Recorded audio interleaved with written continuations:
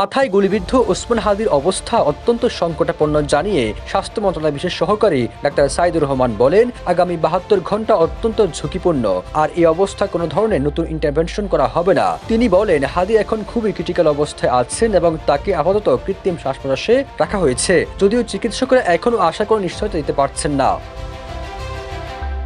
12 December রাত 9:30টায় রাজধানী এবার কেয়ার হাসপাতালে হাদিকে দেখতে গিয়ে গণমাধ্যমকে এসব তথ্য জানান ডাক্তার সাইদুর রহমান। তিনি বলেন, বাম কানের উপর দিয়ে ঢুকে ডান দিক দিয়ে বুলেট বেরিয়ে যাওয়ায় হাদির মস্তিষ্কের কাণ্ড বা ব্রেন স্টেম পর্যন্ত ক্ষতিগ্রস্ত করেছে, যা জীবন রক্ষাকারী কার্যক্রম নিয়ন্ত্রণ করে।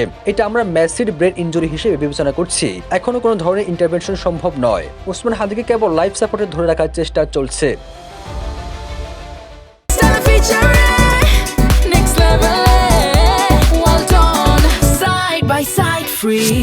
ডাক্তার সাইদুর রহমান আরো জানান, ওসমান হাদিকে এখন কৃত্রিম শ্বাস প্রশ্বাস দিয়ে বাঁচিয়ে রাখার চেষ্টা চলছে, তবু একটুখানি আশার জায়গা আছে। রোগীর শরীরে এখনো সাইন অফ লাইফ আছে। অপারেশনের সময় তার নিজের শ্বাস নেওয়ার কিছু প্রচেষ্টা দেখা গিয়েছিল, তবে পথটা সহজ নয় বলেও জানান ডাক্তার সাইদুর রহমান।